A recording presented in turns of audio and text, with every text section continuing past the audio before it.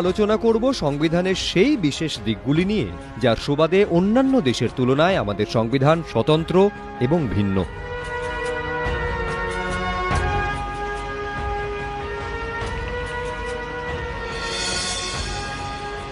ভারতের সংবিধান বিশ্বের দীর্ঘতম এবং লিখিত সংবিধান। দেশের প্রতিটি ধর্ম, বর্ণ, সম্প্রদায়ের মানুষের কথা ভেবে তৈরি হয়েছে এই সংবিধান। সুষ্ঠুভাবে দেশ পরিচালনার জন্য যা যা প্রয়োজন তার প্রায় সবই রয়েছে সংবিধানের মধ্যে।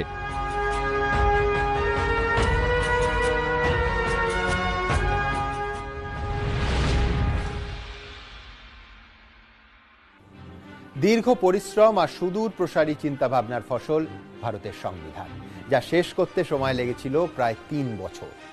বিশ্বের দীর্ঘতম লিখিত সংবিধান। বিশ্বে এমন অনেক দেশ আছে যাদের লিখিত সংবিধানই নেই।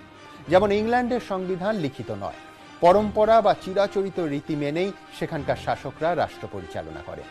বহু দেশে সংবিধান সংশোধন করা যায় না, আবার বহু দেশে অত্যন্ত সহজেই সংবিধান সংশোধন করা যায়। এক্ষেত্রে ভারতে মধ্যপন্থা নেওয়া হয়েছে। আমাদের সংবিধান সংশোধন করা যায়, তবে সেক্ষেত্রে বিভিন্ন সুনির্দিষ্ট পদ্ধতি রয়েছে, কিন্তু কোনোভাবেই সংবিধানের মৌলিক কাঠামো বদলানো সম্ভব নয়। এবার দেখা যাক সংবিধান সংশোধনের প্রক্রিয়া। নিয়মানুযায়ী সংসদের 2/3 মতের ভিত্তিতে সংবিধান সংশোধন করা যায়। সংবিধান সংশোধনের জন্য কোনো কোনো ক্ষেত্রে রাজ্যের অনুমতি নিতে হয়।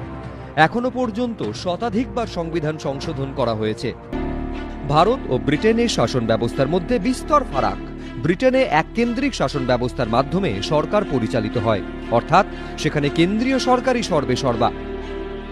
আবার আমেরিকায় যুক্তরাষ্ট্রীয় ব্যবস্থা প্রচলিত, সেখানে প্রদেশগুলির হাতে প্রচুর ক্ষমতা দেওয়া হয়েছে। ভারতেও যুক্তরাষ্ট্রীয় ব্যবস্থা প্রচলিত, কিন্তু এক্ষেত্রে ক্ষমতার বন্টনের নিরিখে কেন্দ্রের হাতে ক্ষমতা বেশি। ভারতের মতো বিশাল দেশের ক্ষেত্রে এমনটা করার প্রয়োজনীয়তা অনুভব করেছিলেন সংবিধানের প্রণেতারা, আর তাই রাজ্যগুলি চাইলে নিজেদের প্রয়োজন মতো আইন তৈরি করতেই পারে, কিন্তু কেন্দ্রীয় সরকার আবার চাইলে যে কোনো রাজ্য সরকারকে বরখাস্ত করে রাষ্ট্রপতি শাসন জারি করতে পারে। ভারতের প্রত্যেক নাগরিকের একটাই পরিচয়, তিনি একজন ভারতীয়।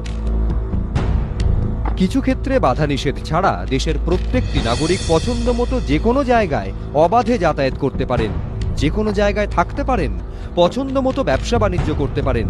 সংবিধান প্রতিটি ভারতীয়কে এই স্বাধীনতা দিয়েছে। ভারতীয় সংবিধানের আরও একটি বিশেষত্ব ভোট দানের অধিকার। 18 বছর বয়স হলেই ভোটাধিকার প্রয়োগ করা যায়।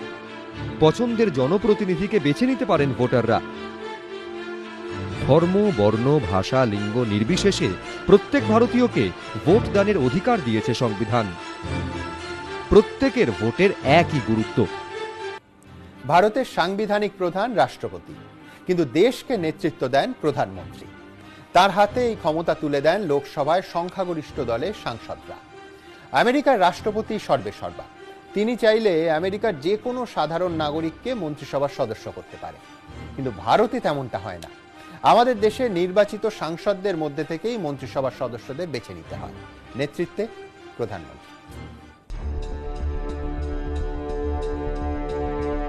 ব্রিটেনে পার্লামেন্টারি বা সংসদীয় শাসন ব্যবস্থা চালু আছে, কিন্তু তার শীর্ষে থাকেন মহারানী। ভারতে সংসদীয় ব্যবস্থার শীর্ষে রয়েছেন রাষ্ট্রপতি। ভারতে রাজতন্ত্র নেই, তাই কোনো রাজপরিবারের সদস্যের উত্তরাধিকার সূত্রে দেশের শাসন ব্যবস্থার শীর্ষে বসারও কোনো সংস্থান নেই। আমাদের দেশের সর্বোচ্চ পদ রাষ্ট্রপতি, তাকে বেছে নেওয়া হয় নির্বাচনের মধ্যে দিয়ে। রাষ্ট্রপতি পদের জন্য প্রয়োজনীয় যোগ্যতা থাকলে ভারতের যে কোনো নাগরিক দেশের সর্বোচ্চ পদে বসতে পারেন।